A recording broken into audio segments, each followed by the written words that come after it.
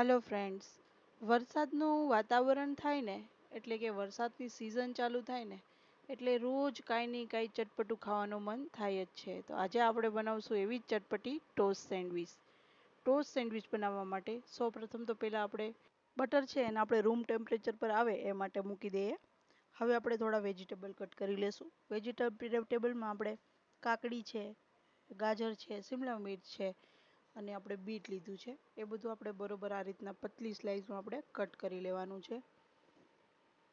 આ રીતની પતલી સાઈઝ આપણે કટ કરી લેવાની છે, જેથી આપણે જ્યારે સેન્ડવિચને ટોસ્ટ કરીએ ને ત્યારે આ બધા વેજીટેબલ છે તે બરોબર બફાઈ જાય. આ રીતના બધા વેજીટેબલને આપણે કટ કરી લેવા. હવે આપણે છે ને જે બટેકા બોઇલ કરીને રાખ્યા છે ને એ આપણે બટેકા અને ડુંગળી અને ટમેટાં એ પણ કટ કરી લેશું. આ રીતના બટાકાને મેં પહેલાં બાફી લીધા હતા. હવે મેં આ ટમેટાં, બટાકા અને ડુંગળી એ પણ બધું આ રીતના સ્લાઇસમાં કટ કરી લીધું છે. આપણા બધા વેજીટેબલ છે ને તે કટ થઈ ગયા છે. હવે આપણે સેન્ડવિચની સામગ્રી જોઈ લઈએ.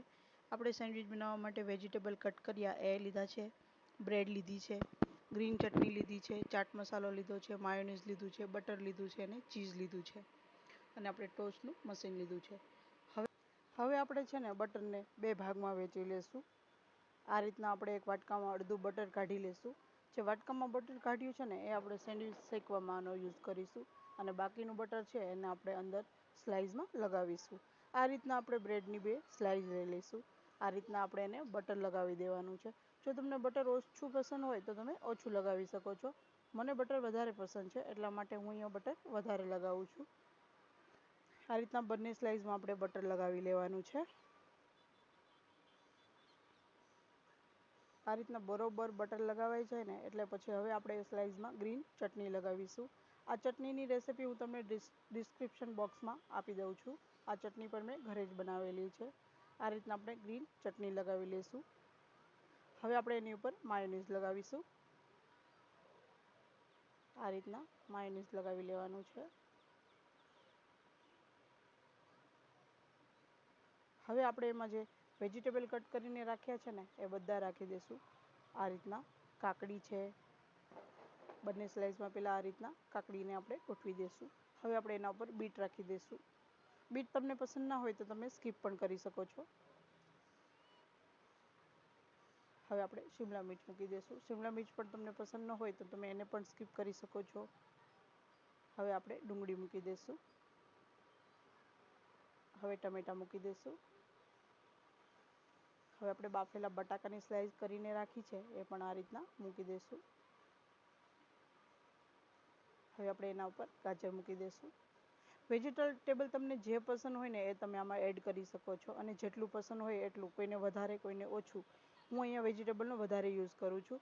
હવે એક ઉપરની સ્લાઇસ છે એની ઉપર મેં બટર અને માયોનીઝ બરોબર લગાવી લીધું છે. હવે અંદર આપણે ચીઝ નાખી દેવાનું છે. ચીઝ પણ તમને જેટલું પસંદ હોય એટલું તમે યુઝ કરી શકો છો. મેં અહીંયા ચીઝનું પ્રમાણ વધારે રાખ્યો છે. હવે હું આ સેન્ડવિચની ચટપટી બનાવવા માટે ચાટ મસાલાનો યુઝ કરીશ. અહીંયા હું 3 થી 4 ચમચી જેટલો, ચમચીની સાઇઝ નાની છે એટલા માટે હું 3 થી 4 ચમચી બોલું છું. 3 થી 4 ચમચી જેટલો ચાટ મસાલો ઉમેર્યો છે. જો તમે નોર્મલ ચમચીનો યુઝ કરો છો તો તમારે અડધી ચમચી જેટલો ચાટ મસાલો ઉમેરવો, એ પણ સ્પ્રેડ કરીને ઉમેરવો. આ રીતના આપણે હવે એક સેન્ડવિચનું ટોસ્ટ મશીન લઈ લીધું છે. એમાં આ રીતના આપણે બ્રશ વડે બટરને લગાવી દઈશું. મશીન આપણું ગરમ થઈ ગયું છે. હવે આપણે આ રીતના બટર લગાવી લઈશું. આ મશીન તમને ડીમાર્ટમાંથી આરામથી મળી જશે. આ રીતના હવે આપણે સેન્ડવિચને મૂકી દેવાની છે. ઉપરથી આપણે થોડું બટર લગાવીશું. હવે આપણે આ રીતના એને લોક કરી અને ગેસ ઉપર ચડવા દેવાની છે. 2 મિનિટ માટે શેકાવા દઈને આપણે આને ચેક કરતા રહેવાનું છે અને સાઈડ ફેરવતા રહેવાનું છે. તમે જોઈ શકો છો 2 મિનિટ થઈ, એક સાઈડની સાઈઝ છે આપણે બરોબર ક્રિસ્પી થઈ ગઈ છે. હજી આપણે બીજી સાઈડ 2 મિનિટ શેકાઈ જાય એટલે પાછી એકવાર આપણે સાઈડ ચેન્જ કરી લઈશું. આ રીતના જોઈ શકો છો બંને સાઈડની આપણી સાઈડ છે એ બરોબર શેકાઈ ગઈ છે. હવે આપણે આને એક પ્લેટમાં લઈ લઈશું. આ રીતના આપણે બધી સેન્ડવિચ આપણી છે એ શેકી લેવાની છે. તમે જોઈ શકો છો કેટલી ક્રિસ્પી શેકાઈને તૈયાર થઈ ગઈ છે.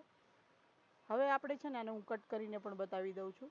તમે જોઈ શકો છો આસાનીથી કટ થઈ જાય છે. આપણા બધા વેજીટેબલ છે તે પણ બરોબર અંદર બફાઈ ગયા છે. હવે આપણે આને છે ને ગ્રીન અને રેડ ટમેટો સોસ સાથે સર્વ કર્યા છે. આ ટમેટો સોસની રેસીપી પણ હું તમને ડિસ્ક્રિપ્શનમાં એની લિંક આપી દઉં છું. એ પણ મેં ઘરે જ બનાવેલો છે. ટમેટો સોસ અને આ ગ્રીન ચટણી સાથે આ સેન્ડવિચ એકદમ ટેસ્ટી લાગે છે. અને આનો ટેસ્ટ જે આ વેજીટેબલ બધા આખા રાખ્યા છે ને એનાથી એનો ટેસ્ટ ખૂબ જ સરસ આવે છે. આ રીતના આપણી બધી સેન્ડવિચ બનીને તૈયાર થઈ ગઈ છે. આ રીતના એકવાર આ રેસીપી જરૂર ટ્રાય કરજો.